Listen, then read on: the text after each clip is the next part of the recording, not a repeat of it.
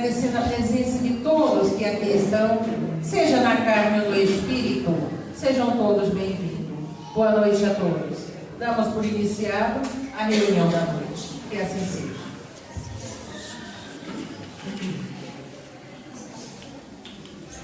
Boa noite a todos.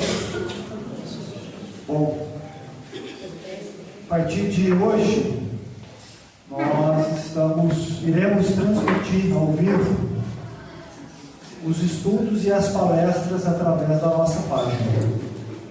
Então, quem quiser acompanhar, divulgar, participar, questionar, então os nossos estudos de terça e quinta, então as palestras, elas serão transmitidas ao vivo pelo Facebook, na página da Associação Espírita Mensageiros de Luz. Bom, nós estamos no Livro dos Espíritos.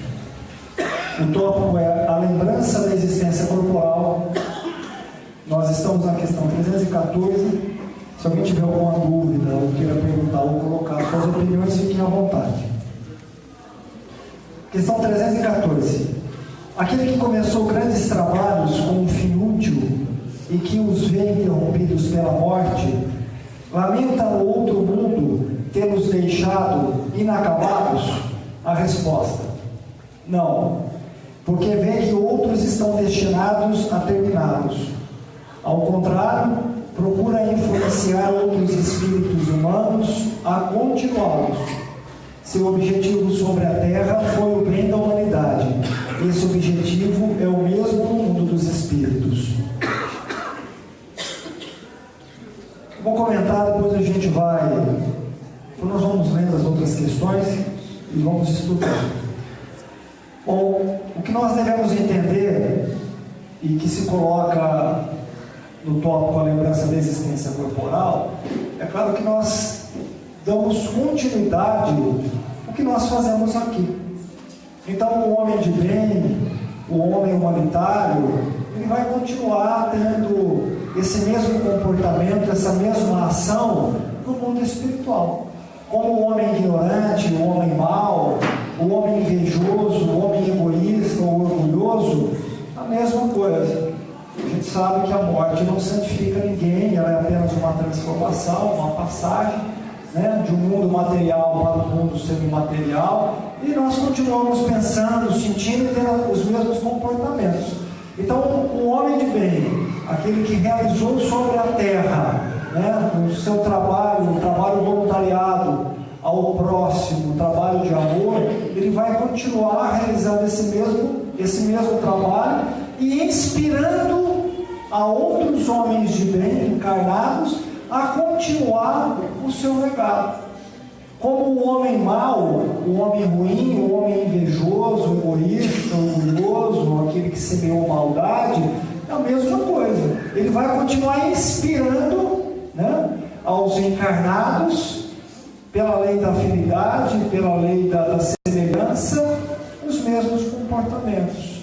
Ele vai inspirar aqueles a continuarem fazendo mal, para que ele possa se saciar com o mal, com as obras no qual ele deixou nesse planeta Terra. E o homem de bem é a mesma coisa. Ele vai sintonizar o coração dele com outros corações que se afinizam também com o amor, para dar continuidade ao seu legado, aquilo no qual ele acreditava. Então entra a lei da afinidade, entra a lei de semelhança, e então o trabalho no bem ele nunca vai ficar interrompido, ao contrário, aquilo que edifica, aquilo que é nobre e belo, ninguém vai dar continuidade. Quando Jesus fala que se conhece a árvore pelos frutos, é claro que frutos saborosos, verdadeiros, pautados no amor, na verdade, na edificação do bem, é óbvio que aquilo vai continuar dando a sementeira. E a mesma coisa no mal. Então, mostra que a morte não é apenas uma transformação, uma passagem, e nós continuamos realizando e fazendo aquilo que nós realizávamos sobre a terra. A morte, ela não transforma ninguém, em consciência. Ao contrário, ela é uma continuidade, porque a vida continua e continuamos sendo os mesmos. Se somos bons aqui, se fazemos o bem, lá também nós vamos realizar todo o bem pelo qual nós realizávamos aqui. E quando eu coloco a questão do bem, e isso independe de religião ou de religiosidade, né? O homem que tem caracteres bons, que seja na sua vida profissional, na sua vida diária, consigo, com o próximo, com as pessoas, ele vai continuar fazendo aquilo que no qual ele fazia aqui sobre a terra. E isso que nós devemos compreender. Na questão 315, aquele que deixou trabalhos de arte e de literatura, conserva pelas suas obras o amor que tinha quando vivo? A resposta: segundo sua elevação, ele o julga sobre outro ponto de vista e frequentemente condena aquilo que mais admirava. É interessante essa questão, né? Até pela própria mediunidade de pictografia, pintura mediúnica, a gente vê inúmeros artistas que já não estão mais neste plano, como Picasso, Renoir e outros, Van Gogh, que continuam inspirando intermediários, médios, né, através da sua arte, mas essa arte agora ela tem muito interesse, né? Ela é a propagação do amor e do bem. Então, é claro que esses poetas, esses pintores, eles continuam sim, inspirando homens e mulheres, né, para que continue não o legado da obra deles, mas o legado do amor, o legado do bem, né? Então a gente vê aí médiuns no qual trabalham com esses pintores, ou esses pintores trabalham com vários médios que fazem a pictografia, a pintura mediúnica, mas para propagar o bem através da arte. Até porque a própria arte, a pintura, as cores, né, a cromoterapia, ela se manifesta também na cura das próprias pessoas, os indivíduos que adquirem aquelas obras, né, todas na tela.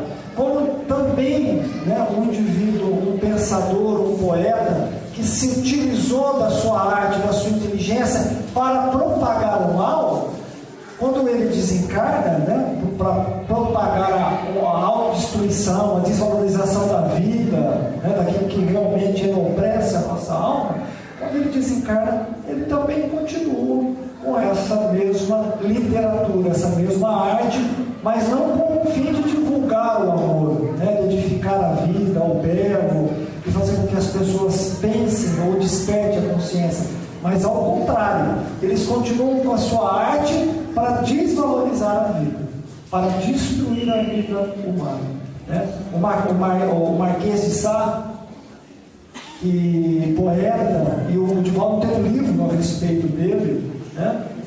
Até a nomenclatura sadomasoquista vem dele, né? Ele, na arte dele, ele propagava apenas a sexualidade. E quando ele desencarnou, ele continuou a propagar isso. E tinha pessoas que eram adeptas às suas ideias, eram adeptas aos seus pensamentos, né? Então a responsabilidade desses artistas, né, tanto poetas, pintores, hoje nós não temos tantos pintores e poetas como tivemos um tempo atrás, mas cantores, eles têm uma responsabilidade muito grande, porque através da arte deles, eles propagam os seus pensamentos, os seus ideais e criam seus adeptos, seus seguidores, né? Fazendo com que esses indivíduos tomem como verdade de fé aquilo que esses artistas divulgam. Então o cuidado é muito grande, o comprometimento é muito grande, né? Então precisa ser analisado, principalmente esses indivíduos que fazem parte da mídia, né? que estão na mídia, porque o comprometimento, você divulgar uma ideia e através dessa ideia estimular as pessoas para um comportamento destruidor, isso é extremamente comprometedor. Então, o cuidado que precisa se ter. Então, esses poetas e pintores continuam aí inspirando a humanidade. Se na arte deles, naquilo que eles já realizaram, tinha algo valoroso, né, algo que edificasse o bem, é claro que no desencarne eles continuam tendo essa mesma postura, até mais ampliada, mais acentuada, porque já não estão mais presos ao corpo físico. Então a maioria desses médiuns que recebem, né, são inspirados por esses artistas, e compõem ali as suas telas através das mãos desses intermediários. Aqueles quadros, eles são revertidos para projetos sociais. Eles vendem aqueles quadros para que eles sejam revertidos a projetos sociais.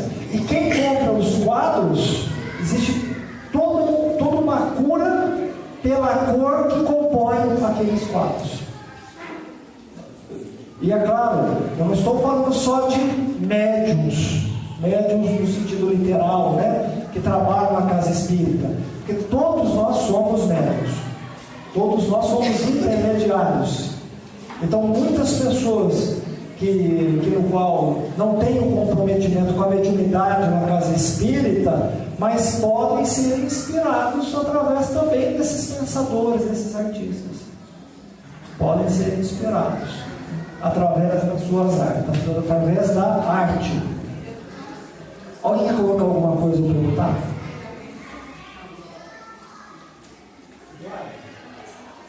Por exemplo, a gente já passou por muitos artistas, cantores, artistas, grandes escritores de músicas.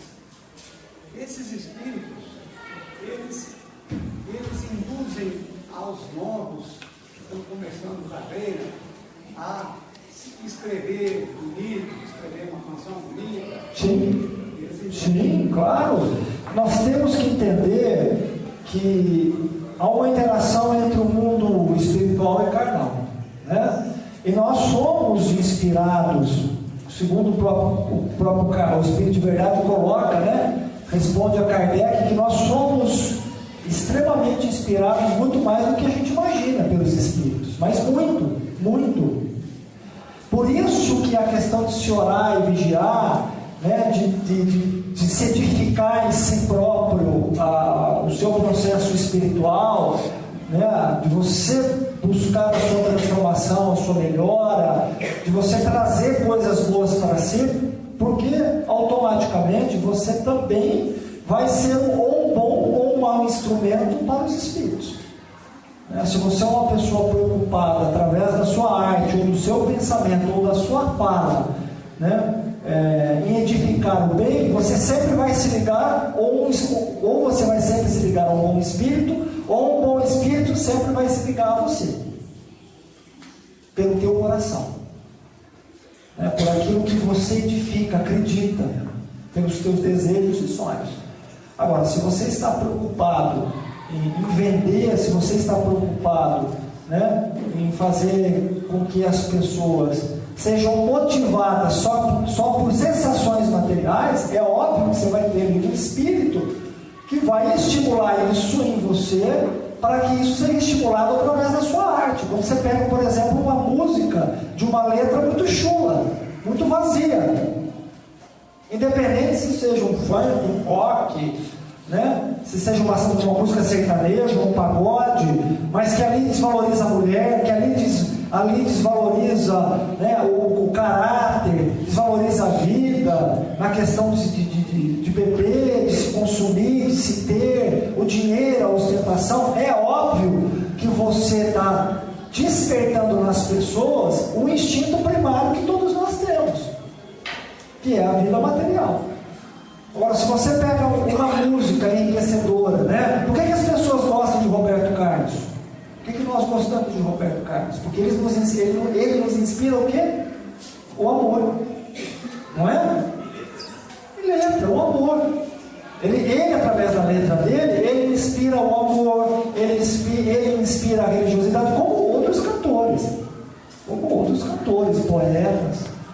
Né? Se você pega um texto de Carlos Drummond de Andrade, por exemplo, ele é extremamente inspirativo quando se fala de amor, quando se fala da vida. Né? Então isso vai depender muito da preocupação do artista, como também da nossa, porque nós somos instrumentos. E da nossa boca pode sair coisas maravilhosas, como também coisas destruidoras. Então aí, eu estava perguntando para você, é porque a gente, pelo menos no meio sertanejo, moleque com 8 anos de idade já escrevendo letras. Entendeu? Eu fico pensando, né? Como que pode surgir uma inspiração tem que ser uma criança ainda. Mas a inspiração vem de todos os lados, né? Ela vem boa, ela pode ser uma boa inspiração ou uma má inspiração. E todos nós somos uma inteira, desde a criança ao adulto até o idoso. Então, todo momento nós estamos sendo inspirados. Né? Nós somos indivíduos que pensamos e sentimos. Se nós pensamos e sentimos, nós emanamos uma vibração. A nossa vibração em particular, ela vai se sintonizar com outras vibrações iguais ou parecidas com a nossa, sejam de encarnados ou desencarnados. Por isso que Jesus convidava a orar e vigiar sempre, a todo momento. O que compete a cada um de nós temos que identificar aquilo que enobrece os valores espirituais, aquilo que enobrece a vida, aquilo que enobrece o amor, mas não só de fala, mas através também do nosso comportamento, porque senão nós nos tornamos falsos moralistas. Nós temos que dar um exemplo, né? Através da nossa atitude, através da nossa conduta. Isso é o principal, não é só da nossa fala, mas é daquilo que eu penso, é daquilo que eu sinto, é daquilo que eu estou consumindo na leitura, na mídia, nas minhas conversas em geral com as pessoas, aquilo que eu estou fazendo na minha existência. Então, em primeiro lugar, começa conosco. A preocupação tem que ser conosco, aquilo que eu estou consumindo como indivíduo, né? Aquilo que eu penso, aquilo que eu estou sentindo, aquilo que eu acho que é verdadeiro, porque não é só viver de aparência ou de um rótulo, mas é realmente viver isso no seu coração, viver isso na sua identidade, em sua alma. Isso é o mais importante. Quando a gente fala, quando nós passamos a estudar a vida de Jesus, é interessante que nós colocamos Jesus somente no contexto religioso. Jesus ele não está preso a um contexto religioso. Jesus nos ensina a como bem viver conosco e com o próximo, sem precisar de uma conduta religiosa ou de uma crença religiosa, até porque Jesus nunca divulgou uma religião a não ser a religião do amor. Essa deve ser a nossa preocupação. Então, quando nós estudamos a vida de Jesus, ele entra em qualquer realidade da experiência humana. Ele entra em qualquer realidade. Ele não entra só no contexto das religiões.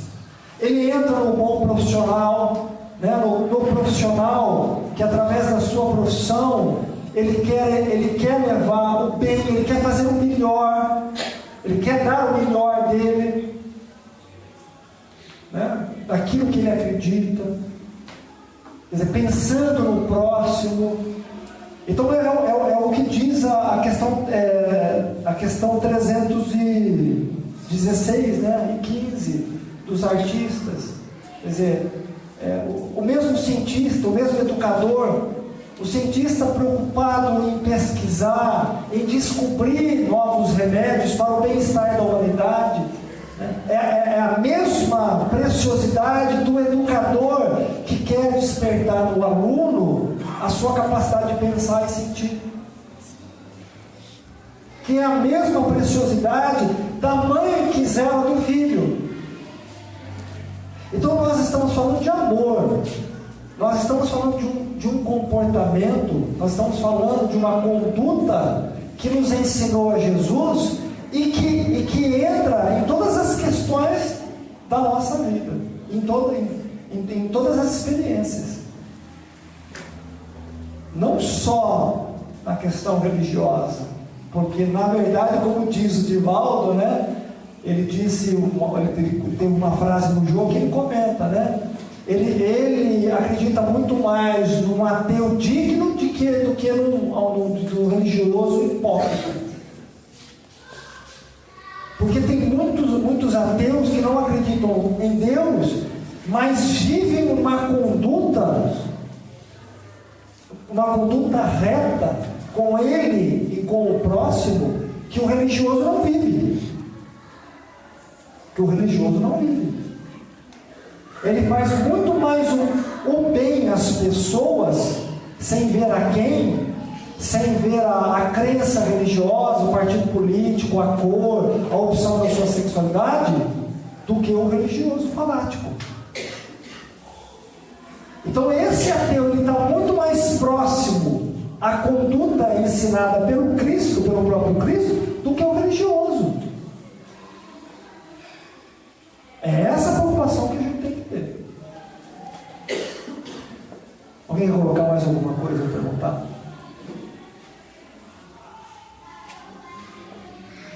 A questão 316. O Espírito se interessa ainda pelos trabalhos que executam sobre a Terra, pelo progresso das artes e da ciência?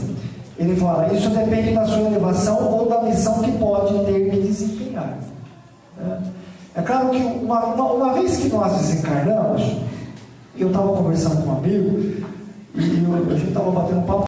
Na verdade, para os espíritos, a identidade do seu rabisco, da sua arte, isso para eles aparece.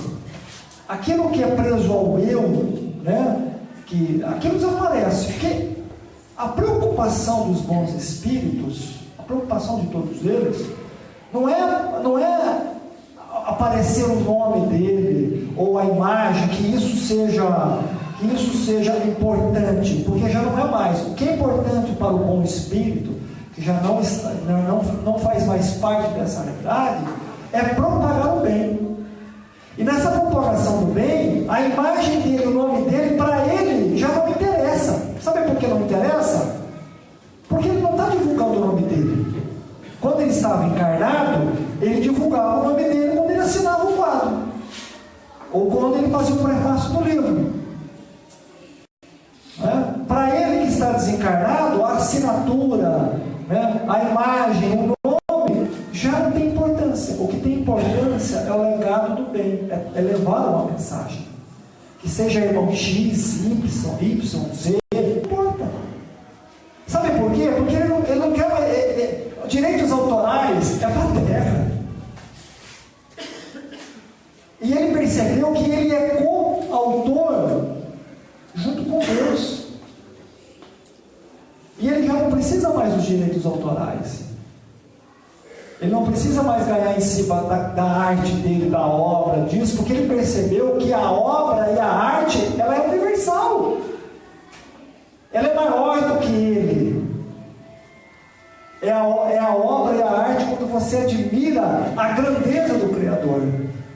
E que você pode cooperar com o Criador na divulgação do bem, na divulgação do amor.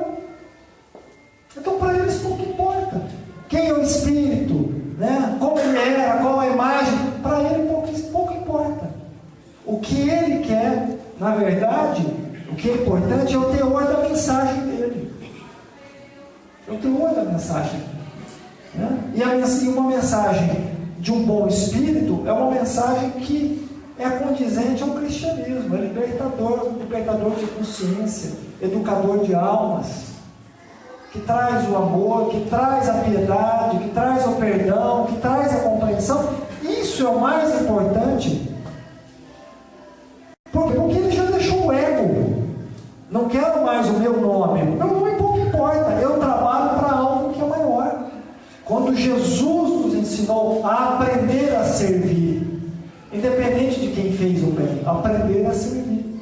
Não importa se foi o espírito A, B ou C que me curou. Não importa.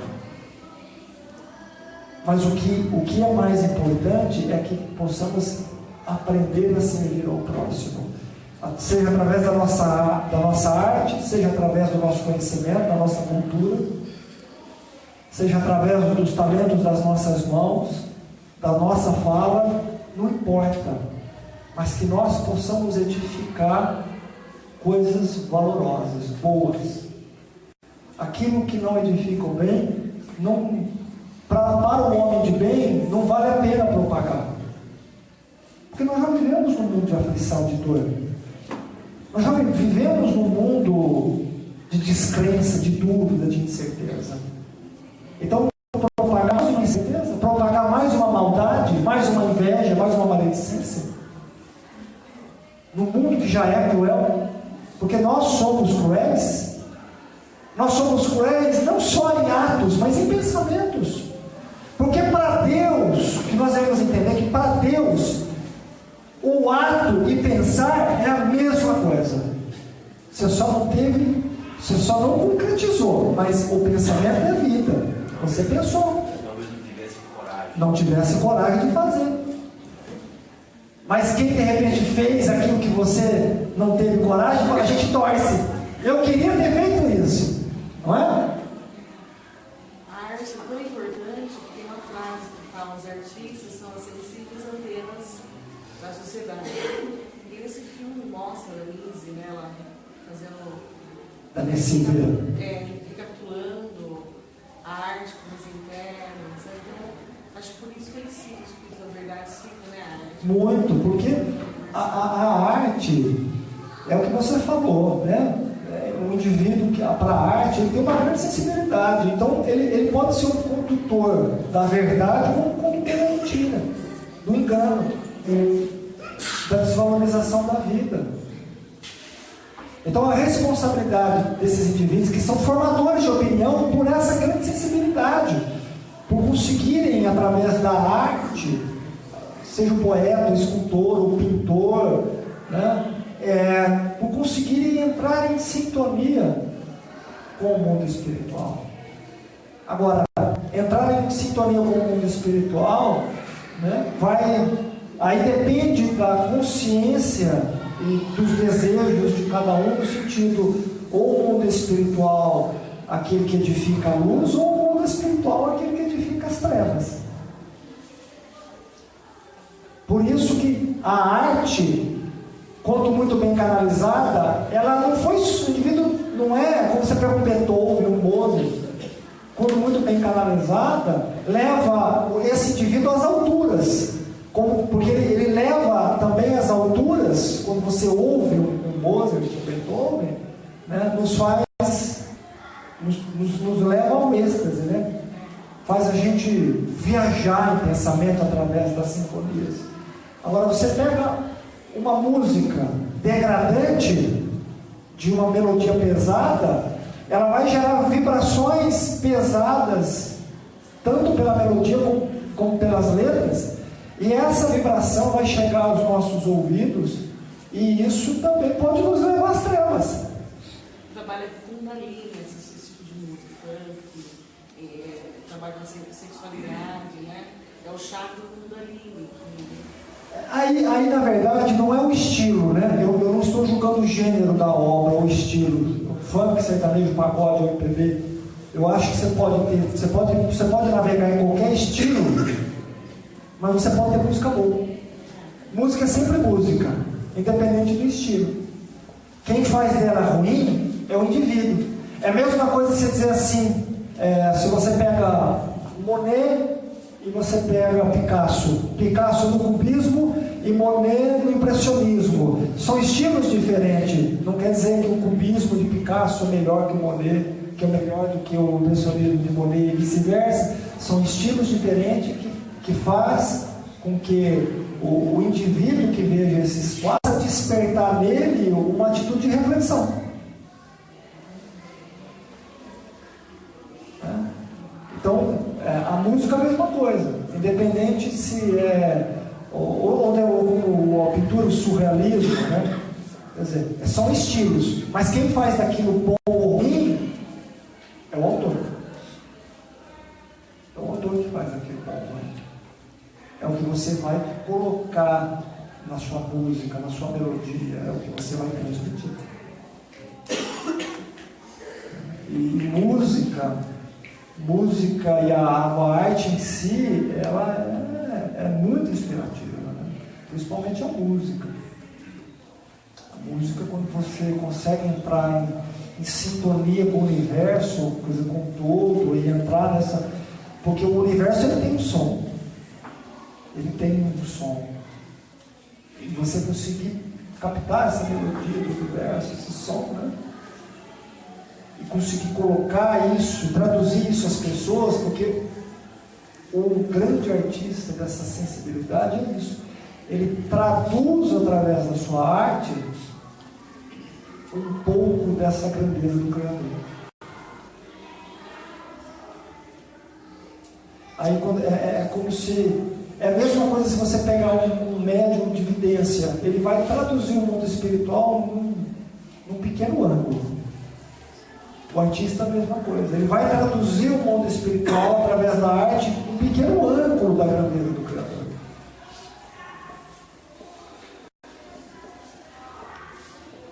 Por isso a responsabilidade desses indivíduos que são formadores de opinião, né? Cantores, poetas, compositores, letristas, enfim, músicos, pintores, todos eles têm uma grande responsabilidade. Uma grande responsabilidade. Se você pega o Michelangelo, né, toda a obra dele, depois, quando ele vem como aleijadinho, né, toda a obra, toda a capacidade de traduzir aquilo. Então, se admira essa obra, a genialidade, porque é como se aquilo estivesse vivo. É essa sensação, né, de despertar emoções. Isso é bom. Ou emoções boas ou emoções ruins. A questão 316. O espírito se interessa ainda pelos trabalhos que executam sobre a Terra, pelo progresso das artes e da ciência? Isso depende da sua elevação ou da missão que pode ter que desempenhar. O que vos parece magnífico, frequentemente é bem pouca coisa para certos espíritos.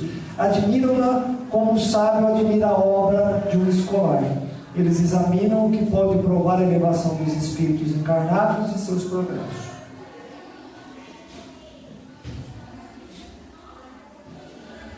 É o que ele coloca, né? Eles podem inspirar, mas isso vai depender da sua elevação ou da missão que podem desempenhar. A questão 317. Os espíritos depois da morte conservam o amor à pátria? A resposta é sempre o mesmo princípio. Para os espíritos elevados, a pátria é o universo sobre a terra. Ela está onde tem mais pessoas simpáticas. A mesma coisa, né? Eu gosto da França porque vivi na França por um bom tempo. Gosto da Itália e simpatizo com a Itália porque tenho, como se eu tivesse um déjà vu, né? Lembranças, ou conheço esse lugar, isso me dá boas lembranças. Quer dizer, foram existências que nós vivemos lá e no qual nós criamos muitas relações simpáticas. E quando nós desencarnamos, é claro que pouco a pouco a gente vai se desfazendo dessas lembranças que são particulares só de um lugar, né? A gente vai aprendendo a amar as pessoas incondicionalmente e a lugares, porque há lugares lindíssimos no nosso planeta, que nós ainda nem conhecemos, há culturas, né, vastas do nosso planeta que nós não conhecemos. Então, o processo da reencarnação, quando nós reencarnamos ali ou acolá, né, entre todos os povos, nações, é para que a gente aprenda a admirar a beleza que tem no nosso planeta, que são inúmeros. Inúmeros. São inúmeras belezas que nós temos no nosso planeta. Aí eu estou falando do nosso planeta. Você imagina se a gente pegar para estudar os planetas que compõem o nosso sistema. Aí a gente fica imaginando a galáxia. conhecimentos, cultura, formas de se ver, de se realizar, de se pensar. Se no nosso planeta tem uma porção delas, inúmeras delas, né? Imagine o nosso sistema. Por isso que nós precisamos do processo da reencarnação, para adquirir conhecimento, para adquirir habilidade, para aprender outras coisas, a rever, a analisar, para que a gente possa ser cidadãos do universo, né? É o que ele coloca. Os espíritos superiores não têm mais pátria. A minha pátria é a França, a minha pátria é o Brasil. Hoje a minha pátria é o Brasil, é a terra abençoada que me aceitou no meu processo de reencarnação.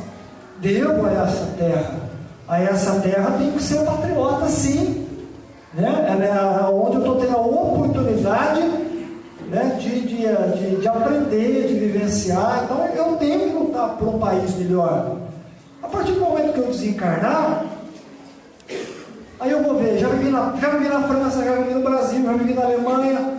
O dia que eu reencarnar em qualquer lugar deste planeta, eu vou adorar aquela pátria, eu vou respeitar aquela pátria no qual aceitou a minha reencarnação, onde eu tive o aval de reencarnar, porque existem tutores espirituais que cuidam dos países, que cuidam dos estados e que cuidam das cidades. Então, eu tive o aval de reencarnar na África, uma tribo da África, não importa.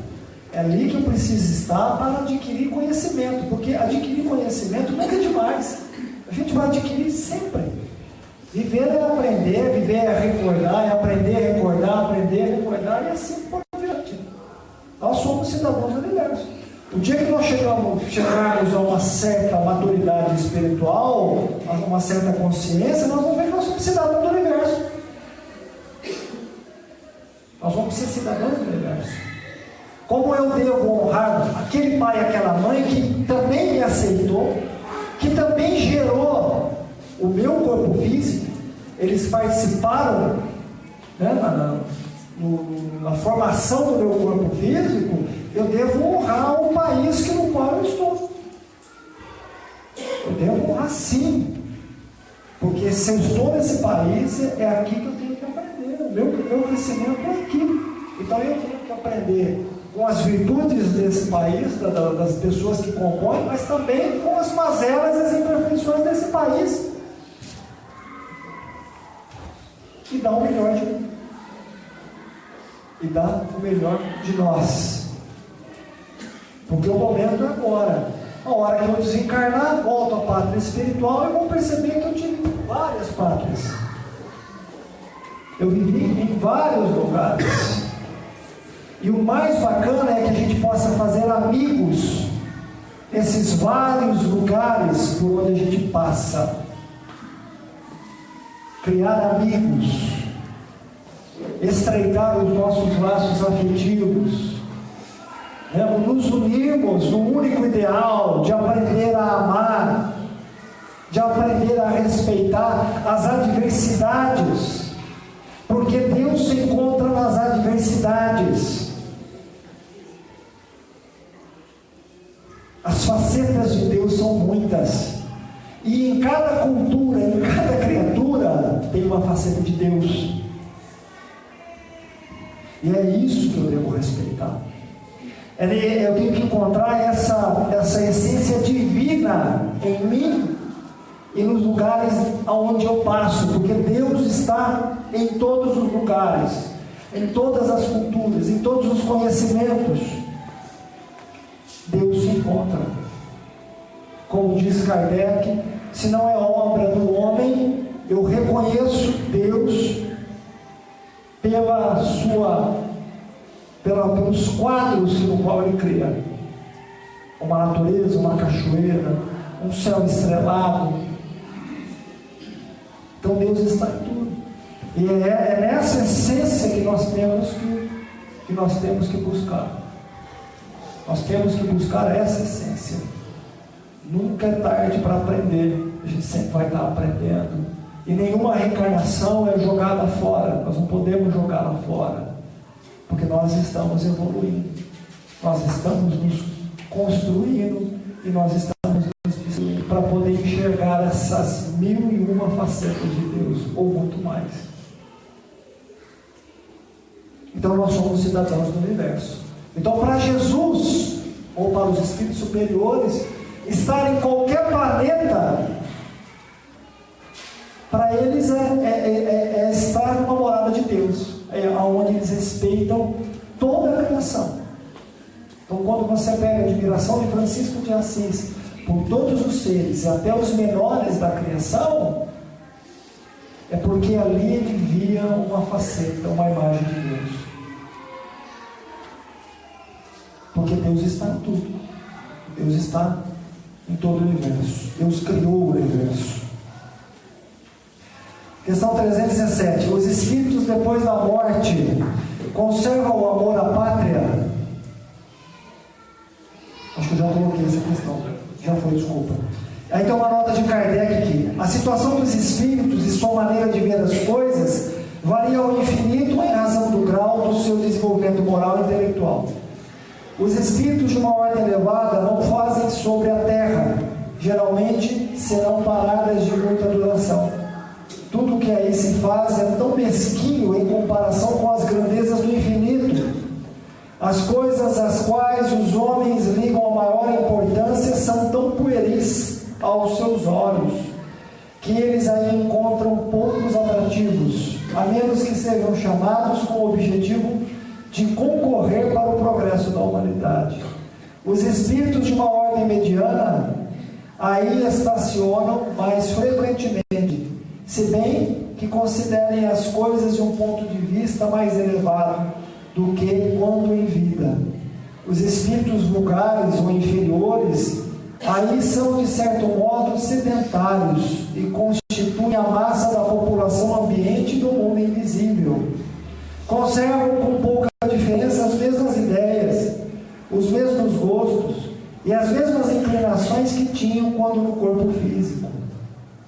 Intrometem-se nas nossas reuniões, nas nossas ocupações, nas nossas recreações, nas quais tomam parte mais ou menos ativa, conforme seus caracteres. Não podendo satisfazer em suas paixões, gozam com os que a elas se abandonam e os excitam.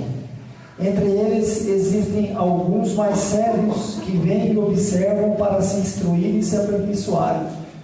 Isso é a maioria da Terra. Ele deu 3 categorias de espíritos. Ele fala dos superiores, que já se desfizeram da constituição física, que já se desfizeram das sensações materiais, que vem a todos como irmãos, que veem os planetas como moradas, como laboratórios na transformação e na edificação da angelitude sobre nós. São espíritos que compreenderam que a pátria maior é o universo, e aonde eles estiverem está de bom tamanho e bom grado. Pouco importa, porque já estão em sintonia com Deus através da sua própria consciência.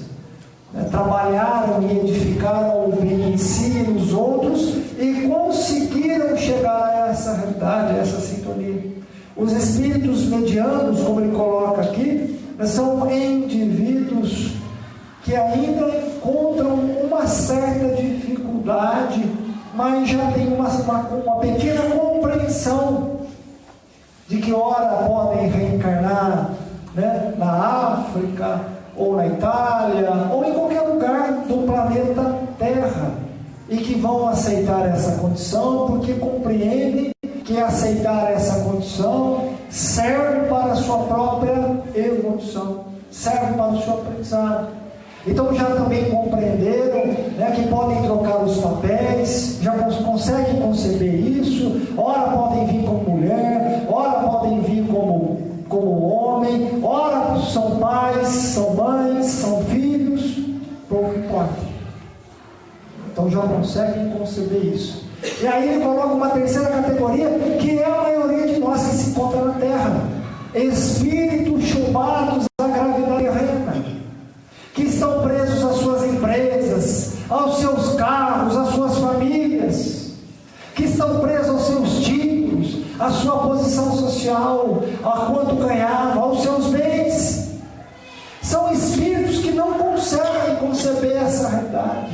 não conseguem conceber que são imortais, não conseguem conceber que o espírito não tem sexo.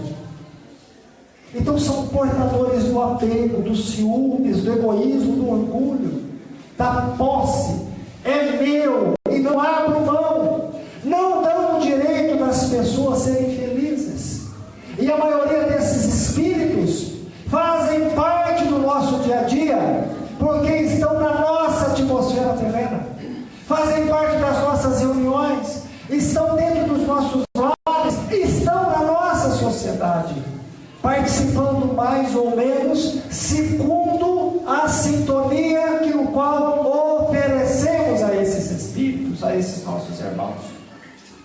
Por isso que nós vivemos um mundo de mazelas, porque nós encontramos essas mazelas dentro dos nossos corações, encontramos essas mazelas ao nosso redor, na nossa vida diária, através dos escândalos, através da corrupção, da violência, das dores que chegam até nós, projetadas pela nossa alma e projetadas por esses nossos irmãos. Infelizmente, é a realidade terrena. E nós temos que aprender e a conviver com essa realidade que é nossa, porque nós somos injustos, nós somos desiguais, somos desumanos, nós somos ciumentos e somos egoístas, porque nós estamos presos ao nosso eu inferior, ao nosso eu materialista, aonde nós vemos as pessoas somente para saciar os nossos prazeres, sejam eles terrenos ou emocionais. Nós aprisionamos essas pessoas, como também aprisionamos as nossas mentes e as nossas sensações físicas. Por isso que nós estamos presos às nossas lembranças corporais, e presos às nossas lembranças corporais, nós sofremos pelas nossas imperfeições, sofremos pela dureza dos nossos corações, sofremos porque não compreendemos que somos de essência divina, somos filhos de imagem e semelhança de um Pai infinitamente perfeito, e que no qual compete a cada um de nós, através sim de um trabalho árduo e profundo, íntimo, a lapidar essa pedra bruta, que um dia sairá um lindo diamante. Se nós clamamos por igualdade, se nós clamamos por justiça, se nós clamamos por solidariedade, se faz necessário a nossa transformação, a nossa mudança, em pensamento, em sentimento, em sintonia, e trabalharmos de forma valorosa a edificar no nosso mundo íntimo esta realidade espiritual, estas virtudes que vão fazer com que venhamos a nos ligar aos bons espíritos, aos nossos mentores, aos nossos anjos guardiões, aonde perceberemos o caminho que temos que percorrer. A porta estreita, a porta do nosso coração, a porta da nossa consciência, aonde mora Deus, aonde nós encontraremos Deus e aonde compreenderemos o bem e o mal. Compreender o bem e o mal é despertar a nossa consciência, aonde Deus faz morada. Aí sim nós seremos bem-aventurados, aí sim seremos felizes, porque entraremos em unicidade, entraremos em sintonia e perceberemos que Deus mora em nós. e nós moramos em Deus. Então, seremos cidadãos do mundo, do universo. Seremos instrumentos da mão do Criador. Enquanto estacionarmos as nossas almas nos prazeres, nas sensações e nas posses de que nunca foi nosso, nós iremos sofrer. Nós iremos ser injustos, desumanos, bárbaros, violentos. Mas quando nos darmos a chave que abre as nossas mentes para um mundo maior do que o nosso, nós seremos felizes e perceberemos que nada é nosso, que não possuímos nada. O que nós podemos possuir é apenas as nossas memórias, e o que nós fazemos do nosso corpo, do nosso comportamento, e o legado que nós deixamos para nós próprios. Para nós próprios. Por isso, que a cada um, perante a construção e a edificação de suas próprias obras. Mas quando nós compreendemos que nós fomos criados para colaborar com Deus na divulgação do amor, do bem, nós seremos livres. Livres de todas as enfermidades e infortúnios que nós criamos no nosso caminho. Ninguém nos pertence e nós não pertencemos a ninguém. Nós pertencemos somente a Deus, e Deus respeita a nossa individualidade.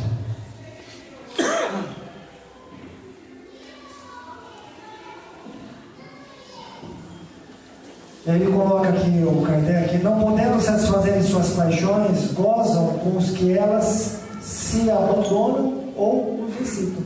Né? Então eles, os nossos irmãos desencarnados, eles fazem parte, eles interagem conosco, eles estão aqui. Se nós estamos numa reunião séria, né?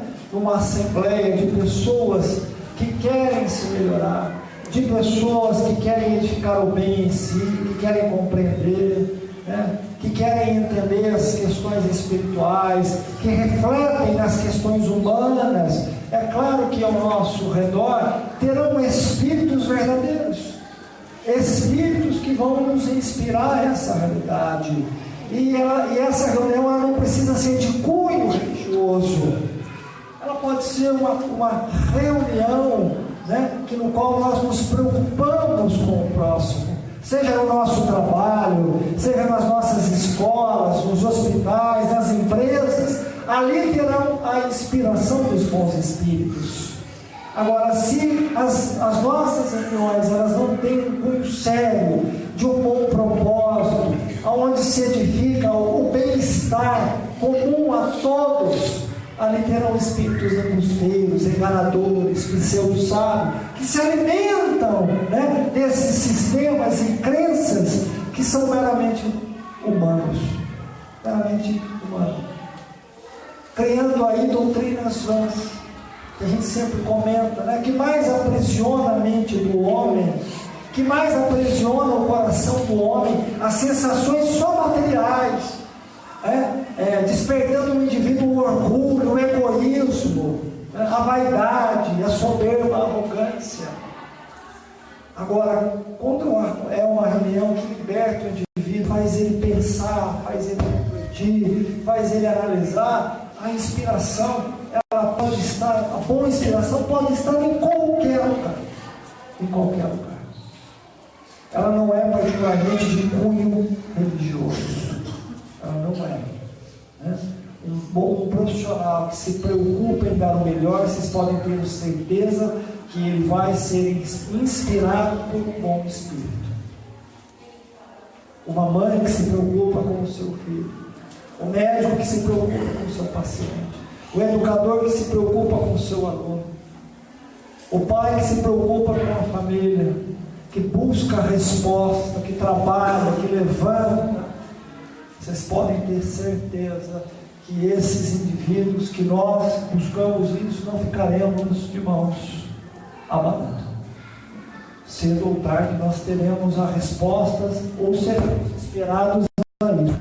Mas a inspiração precisa nos ver trabalhando, precisa nos ver, né, nos movimentando, nos ajudando. Aí a inspiração, ela vem. Isso é uma frase de Picasso. Picasso falava isso. A inspiração não é sorte. A inspiração, ela vem para quem trabalha. Porque uma vez ele foi questionado: você é inspirado? Ele falou: eu sou inspirado a partir do momento que eu trabalho, que eu levanto, eu acordo, eu dou os primeiros abiscos, eu penso, eu reflito na arte que no qual eu quero edificar. Aí a inspiração vem. Aí vem. Sabe por quê? Porque nada nos é dado de mão beijada. Nada. Nada. Nós precisamos trabalhar. Às vezes as pessoas, né, elas perguntam, por exemplo, nós estamos com um projeto da casa, nós temos um esqueleto de um projeto. Agora compete a cada um de nós colocar as forças da nossa alma em movimento. Não vai vir nada de mão beijada do alto. Nada. Nada vem de mão beijada. Tem que ter trabalho, tem que ter edificação, tem que ter valor. E através do trabalho, buscarmos a nossa educação. Buscar o despertar do nosso potencial. Porque o trabalho serve para isso. Despertar do nosso potencial. Para que possamos nos sentir úteis. Úteis em primeiro lugar. Isso é o mais importante. Alguém quer colocar alguma coisa? Ou perguntar? Eu queria falar uma coisa para você, Eduardo. Voltando lá no Roberto Carlos. Você já ouviu aquela música do Roberto que é O Homem? O Homem, o nome da música, O Homem. É linda aquela música. Essa música aí foi um espírito. Essa música deve ser, meu amigo. Eu vou precisar aprender essa música. O Homem.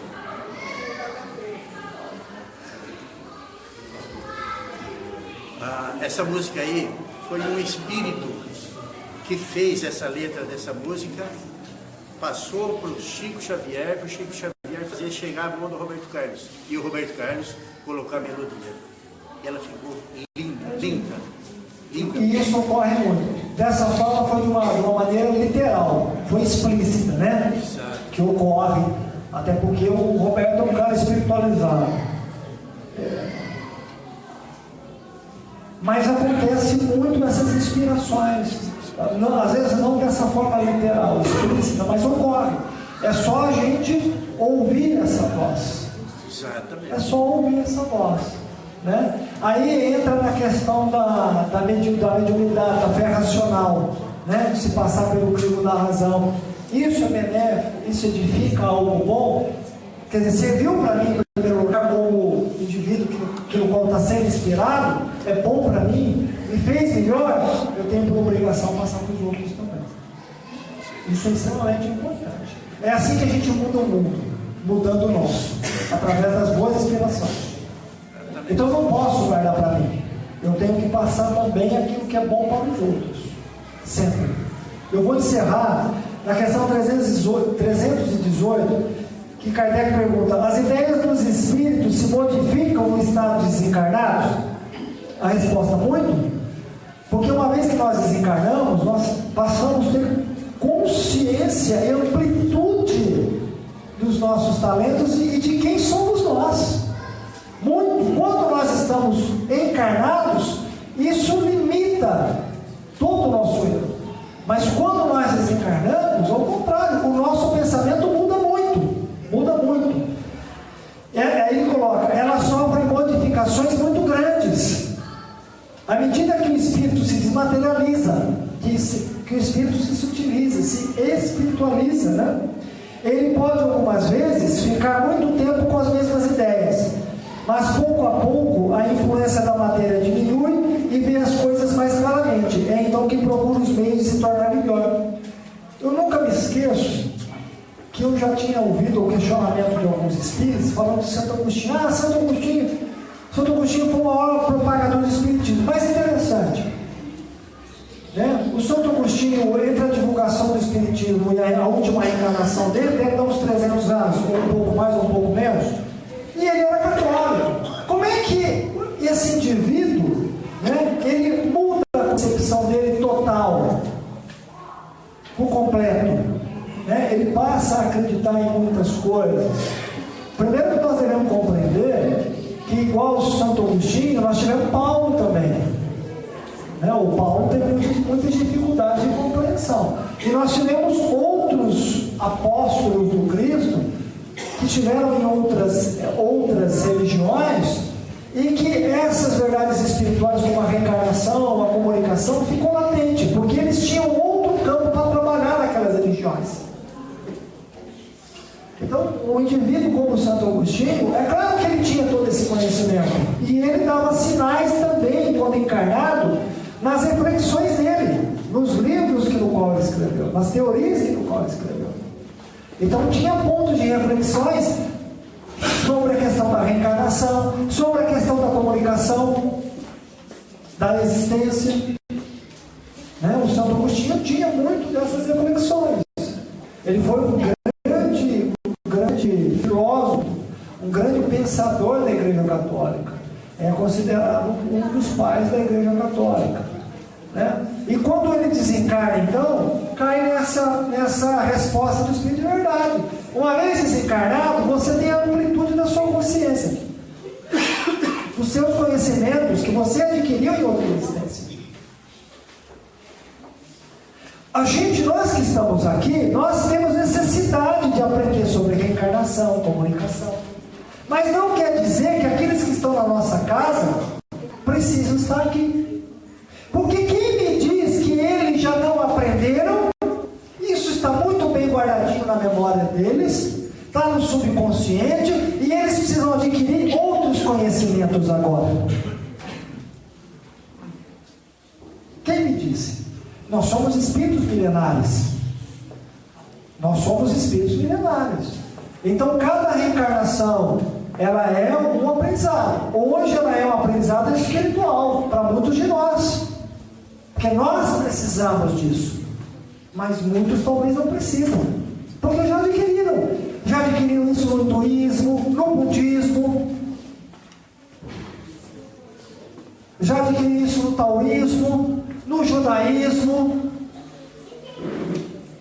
Já adquiriram esse conhecimento. Então muitas vezes não precisam estar aqui.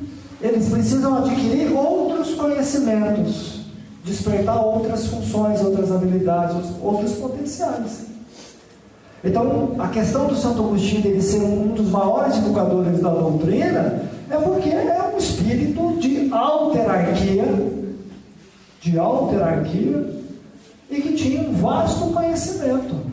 Quando ele deixou aquele personagem, quando ele desencarnou, né, no desencarne e no mundo espiritual, ele retomou muito das suas memórias, muito dos seus conhecimentos,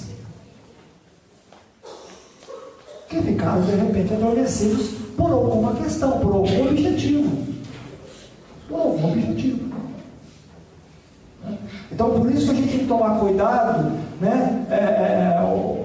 Só estou findando, principalmente assim, o espiritismo, na verdade, vai ser a verdade de todas as religiões, né?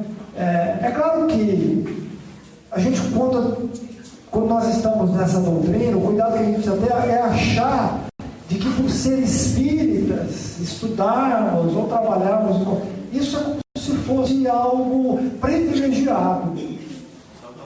Salvador.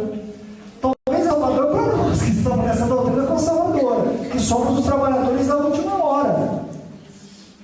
Né? Eu sempre digo isso. Meu marido não vem, meu filho, né? Ou a pessoa quando ela bate no peito que ela é espírita desde berço, como se isso